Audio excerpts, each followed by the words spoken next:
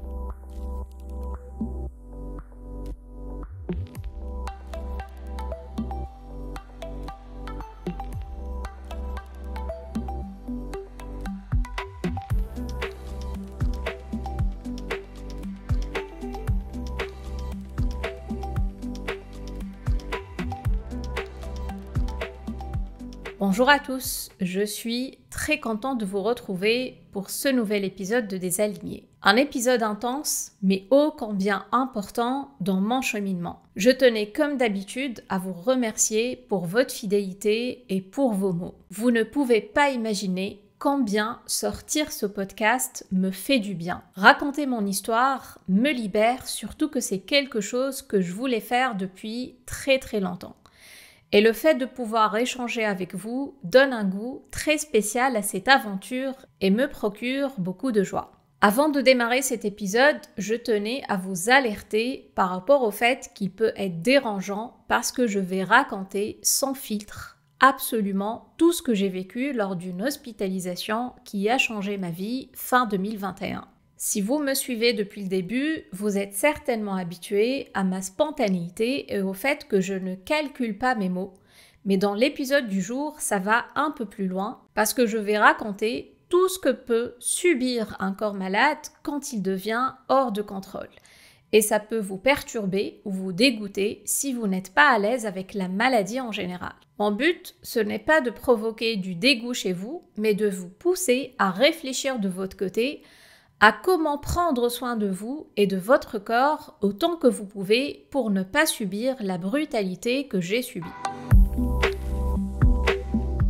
Dans l'épisode du jour, on est fin novembre 2021. J'ai parlé dans le dernier épisode de mon deuxième burn-out qui a fortement impacté ma santé physique et mentale. Et l'hospitalisation que je vais vous raconter aujourd'hui est arrivée juste après. Les raisons physiques de cette dernière ne sont pas forcément liées à mon épuisement physique, mais je ne cesse de penser depuis à ce timing où il y a eu tout d'un coup, comme si l'univers m'a poussé à vivre des choses très intenses en un petit laps de temps pour que je puisse avoir un gros déclic et que ça déclenche un grand pas de guérison derrière. Aujourd'hui, 2 ans et demi plus tard, c'est comme ça que j'arrive à l'interpréter. Le lundi 22 novembre 2021 après-midi, j'étais chez ma thérapeute. Au milieu de notre échange, je sens une douleur aiguë au milieu du ventre. J'arrête soudainement de parler.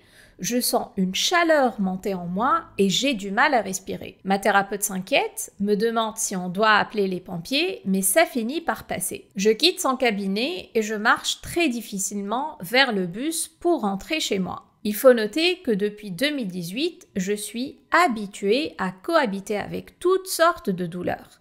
Ça m'a appris à être patiente, à ne pas rapidement m'affoler quand je sens quelque chose, et je ne cours jamais pour prendre des antidouleurs en me disant que ça finira par passer. Cette douleur-là ne m'a pas quittée pendant 4 jours. Et le vendredi d'après, à 2h du matin, je réveille mon mari et je lui demande de m'emmener aux urgences. Je sentais que quelque chose n'allait pas. Sur place, on me prend en charge assez rapidement, on vérifie mes constantes qui étaient normales, on me fait un bilan sanguin qui lui aussi était normal, sauf que la douleur s'intensifiait. On me fait un scanner qui ne montre absolument rien. Mais comme je souffrais, ils ont décidé de me garder. Vers 5 heures du matin, je commence à vomir sans pouvoir m'arrêter. Le médecin urgentiste ne savait pas quoi faire. Je lui dis que je sens que quelque chose n'allait pas et je lui demande de bien revérifier. Je savais que dans les box des urgences, il pouvait souvent y avoir des petites machines pour réaliser des échographies. Je le supplie de m'en faire une afin qu'on guette ensemble ce qui pouvait se passer à l'intérieur de mon ventre. Vu mon insistance et comme il voyait que je connaissais mon dossier médical par cœur, il a fini par accepter. Et j'étais content de moi parce que l'échographie finit par montrer la présence de calculs biliaires. Ces derniers sont des dépôts solides constitués de cristaux de cholestérol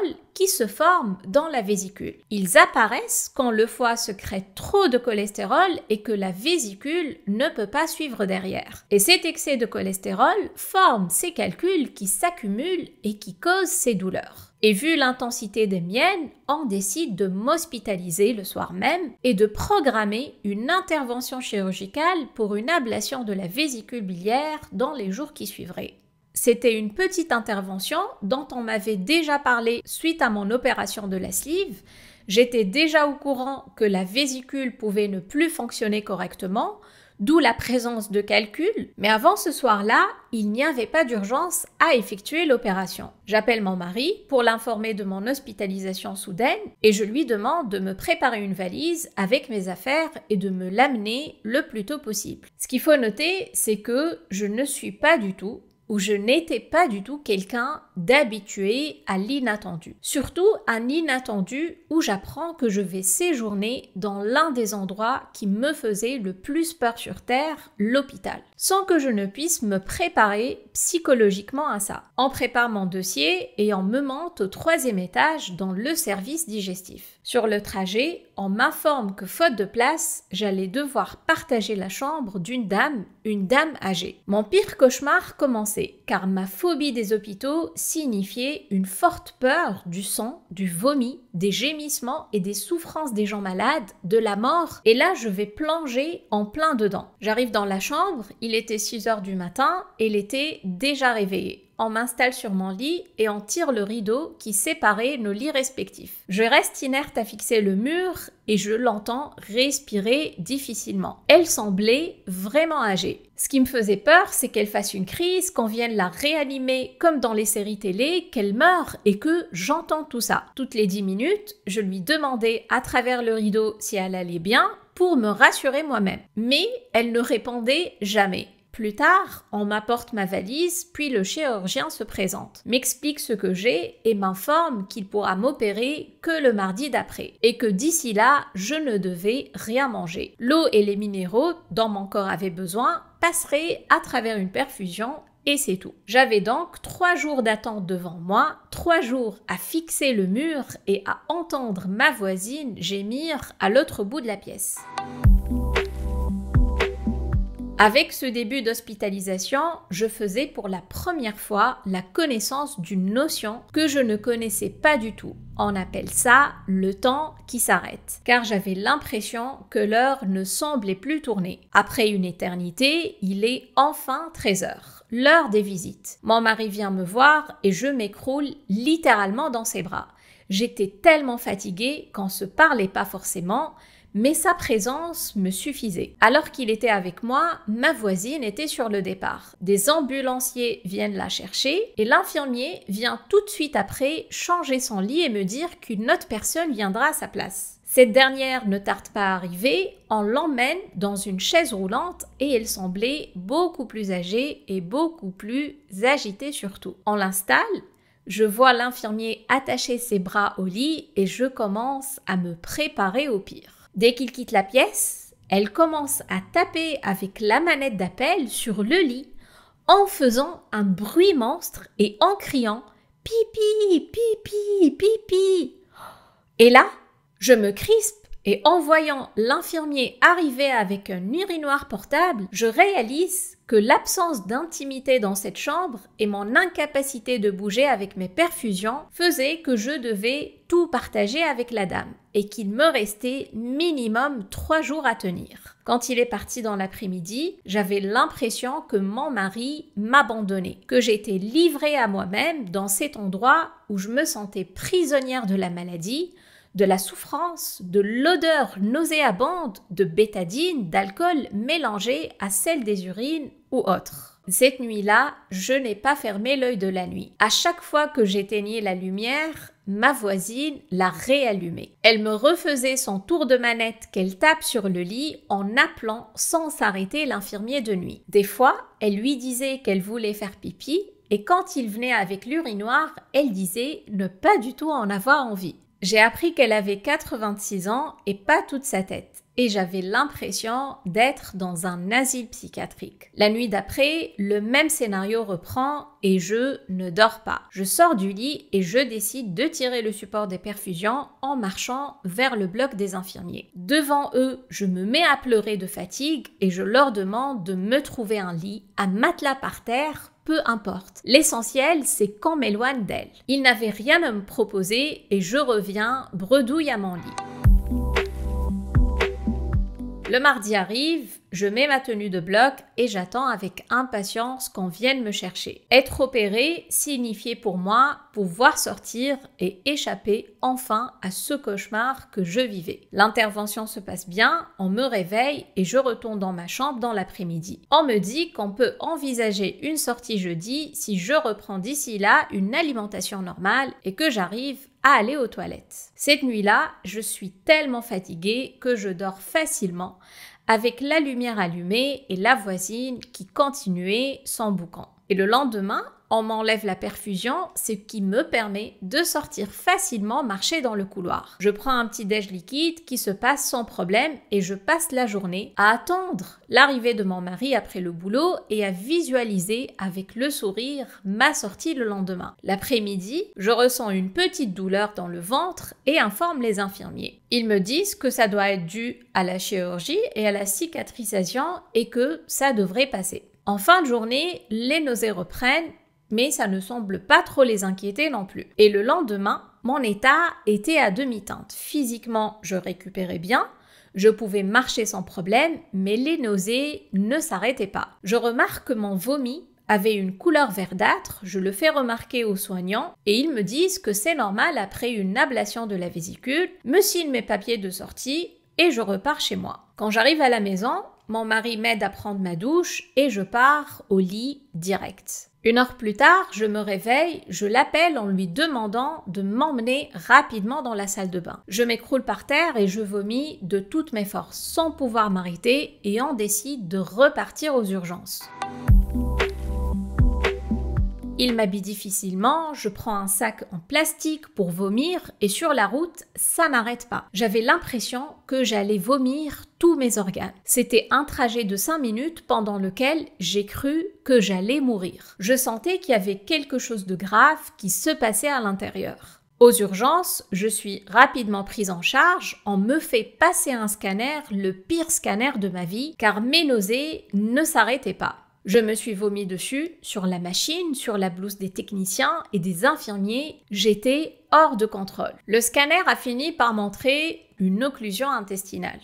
Ça signifiait qu'il y avait un blocage du transit, ce qui crée comme des nœuds. Au lieu que je puisse aller aux toilettes normalement et avoir un transit normal, tout remontait par le haut sous la forme de nausées violentes. Le médecin urgentiste m'a dit que les complications d'une occlusion pouvaient m'être mortelles si je n'étais pas revenue aux urgences aussi rapidement. On me réhospitalise, mais cette fois-ci, je suis dans une chambre seule où j'étais surveillée toutes les demi-heures par une infirmière qui venait vérifier si j'allais bien. On me donne un sédatif et un antivomitif qui atténuent les nausées sans les arrêter complètement. Cette nuit-là était cauchemardesque et j'ai gardé des images intactes. J'étais tellement fatiguée de faire des allers-retours entre le lit et les toilettes que je me suis installée par terre à côté de la cuvette des WC et je me suis endormie. Je me remémore être réveillée par l'infirmière qui a pris peur en me retrouvant par terre et j'étais incapable de me lever et de porter le poids de mon corps vers le lit. Elle a dû aller chercher son collègue pour qu'il me prenne à deux. J'ai essayé de ramper jusqu'au lit en tirant le support des perfusions et ils sont revenus pour me porter et m'installer. J'étais trop gênée.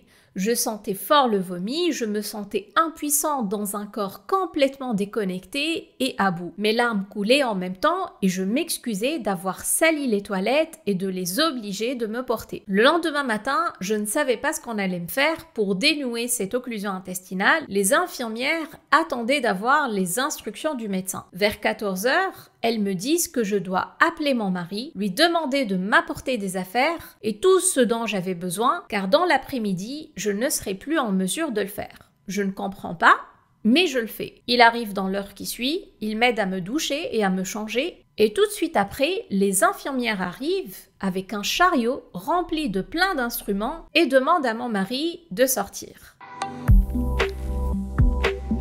Elles m'informent qu'elles vont me poser une sonde nasogastrique. Je ne savais pas ce que c'était, donc je demande à voir à quoi ça ressemble, et c'est là que je comprends. C'est un tube qui rentre par le nez et qui va jusqu'à l'estomac.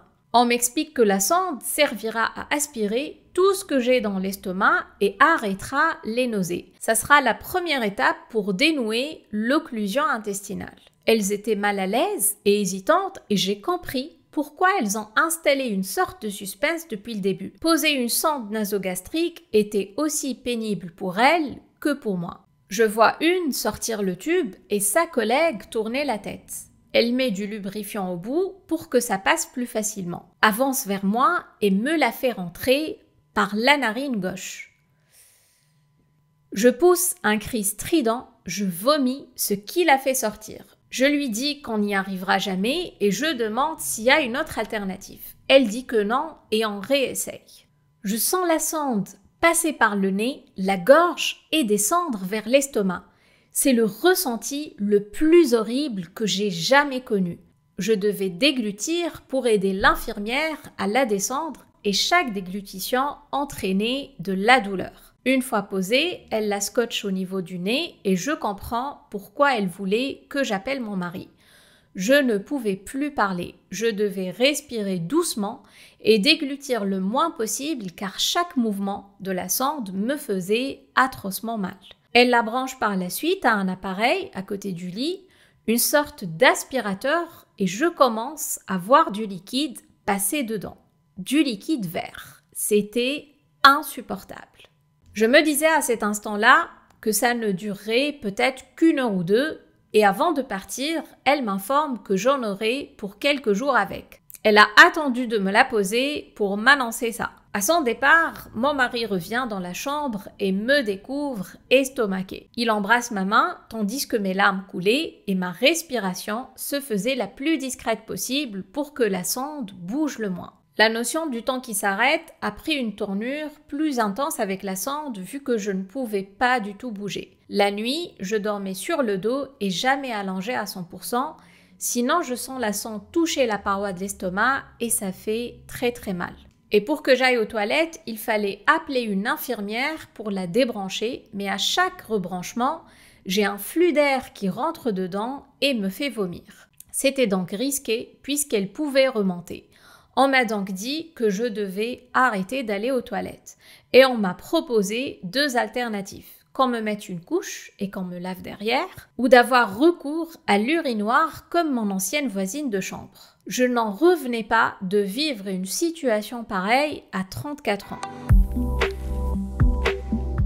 Depuis le début de ce séjour, j'essayais de maintenir le contrôle sur ce qui m'arrivait, même si l'inattendu que je vivais dépassait tout ce que j'imaginais. Mais au fur et à mesure, je fatiguais, je lâchais prise et j'ai compris que je devais arrêter d'être en lutte, de m'excuser de salir les draps, que j'étais impuissante et que je n'avais pas d'autre choix que de l'accepter et d'arrêter de résister à mon corps et à tout ce qui m'arrivait. Il y a eu un shift dans ma tête où un vrai sentiment de lâcher prise a commencé à s'installer petit à petit. Face à cette situation, qui me dépassait largement. Pendant cette hospitalisation, je me sentais aussi honteuse devant mon mari qui me retrouvait à chaque fois dans un sale état quand il arrivait et qui était obligé de me nettoyer et de me changer mes vêtements. Me libérer de cette gêne et de cette honte vis-à-vis de lui, mais aussi des soignants, a été salvateur et m'a aidé à vivre le reste de mon hospitalisation autrement. Les moments de vide et de solitude que j'ai vécus m'ont aussi amené à réfléchir à ma vie personnelle et professionnelle d'une manière globale et à porter un regard différent sur certaines épreuves qui jusque-là me paraissaient insurmontables. J'ai réalisé qu'elles n'avaient plus de poids dorénavant face à ce que j'étais en train de vivre là, avec ma sonde au milieu de mon urine et de mon vomi, à attendre impatiemment qu'on vienne me nettoyer.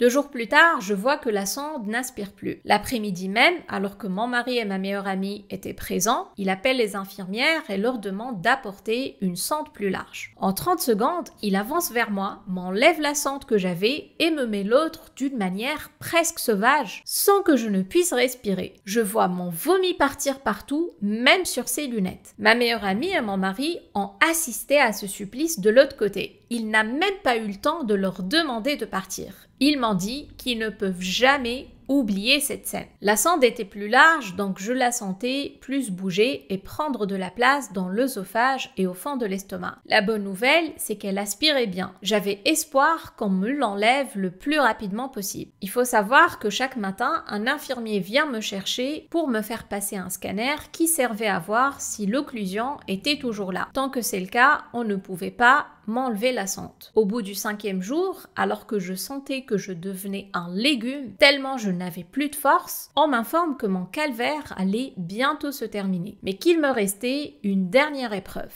L'infirmière de nuit viendra à 2h du matin débrancher la sonde et injecter dedans du bleu de méthylène, un liquide bleu qui descendra dans l'estomac puis passera dans les intestins. C'est ce qui permettra de mieux observer l'occlusion au scanner le lendemain matin avant qu'on m'enlève la sonde. Je savais que ça allait être dur, que le bleu de méthylène risquerait de sortir par en haut, mais je n'avais pas le choix. Donc à 2h du matin, l'infirmière était là. Avant même qu'elle ne fasse l'injection, j'ai commencé à vomir. Elle était accompagnée d'une jeune infirmière stagiaire qui a tellement pris peur qu'elle se cachait derrière sa collègue. Le bleu de méthylène est injecté, il me ressort par la bouche, mais je lui fais signe de continuer car je voulais en finir. Elle injecte le tout et je reste immobile sur mon lit, taché de liquide bleu jusqu'à 8h du matin, l'heure du scanner quotidien. À chaque fois qu'on vient me chercher, sur mon trajet, je passe par la salle d'attente des urgences et je vois les gens me jeter un regard désolé et triste en me voyant avec la sonde. Les premiers jours, ce regard me gênait beaucoup,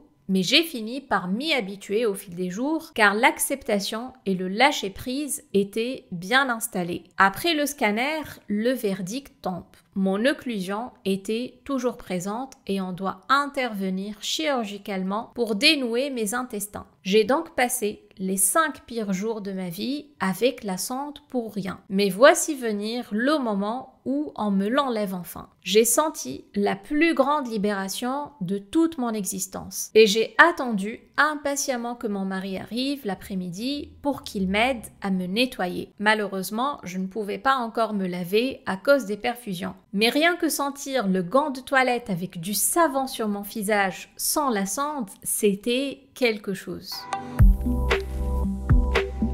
On ne me donnait pas de date pour l'opération. J'étais hospitalisée depuis 10 jours déjà. Je commençais presque à m'habituer au rythme de l'hôpital, au bruit des moniteurs, aux cris de la patiente de la chambre à côté, aux visites de mon mari et à son départ que je vivais comme un abandon, à l'infirmière de nuit qui vient à 6h du matin vérifier ma tension et ainsi de suite. La date de l'opération finit par être fixée dans 3 jours. Encore 3 jours à attendre, sans manger, sans sortir dehors. J'étais prête à attendre tout le temps qu'il fallait tant que la sonde n'était pas de retour. J'ai pu me rendormir autrement que sur le dos et j'ai parlé à mes proches via Messenger. Ma mère était morte d'inquiétude, surtout qu'elle était loin et incapable d'être près de moi faute de visa. Je me souviens toujours du moment où je l'ai appelée sans la sonde et il était en larmes. Lui dire que je devais quand même repasser au bloc était presque un détail par rapport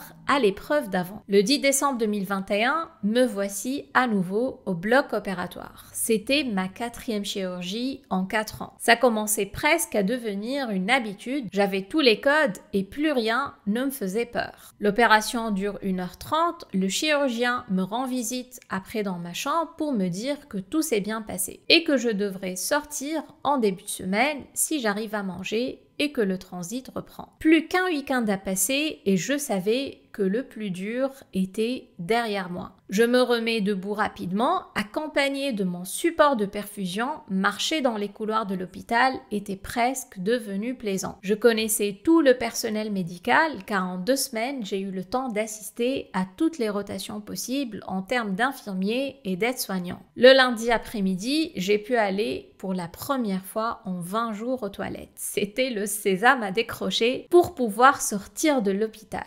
Et le 14 décembre, j'ai pu enfin signer les documents de sortie et repartir chez moi.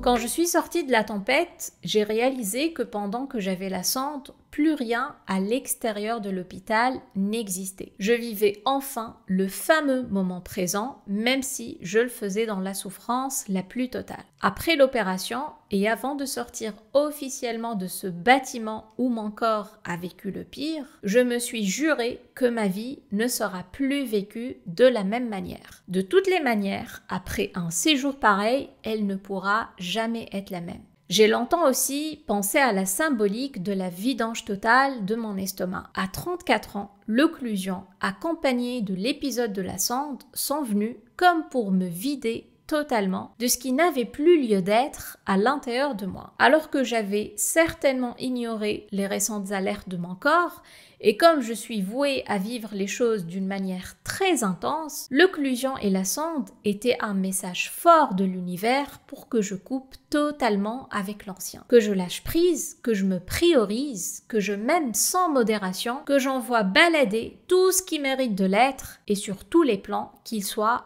personnel ou professionnel. Je savais que j'avais quand même besoin de temps pour digérer tout ce qui s'est passé durant ce séjour. Que pendant des semaines, ou peut-être des mois, des images et des sons remonteront certainement, mais j'étais sûre au plus profond de moi-même que ma vie ne sera plus jamais la même. Voilà, l'épisode du jour est maintenant terminé. Si vous avez pu aller jusqu'au bout, j'espère que vous n'avez pas trouvé ça lourd et que vous comprenez mon fort besoin de vous narrer ce récit malgré le fait que ce soit vraiment très dur. Il y a eu un avant et un après cette hospitalisation et l'après était plus ou moins intense. Mais chut, je ne vous en dis pas plus, suspense.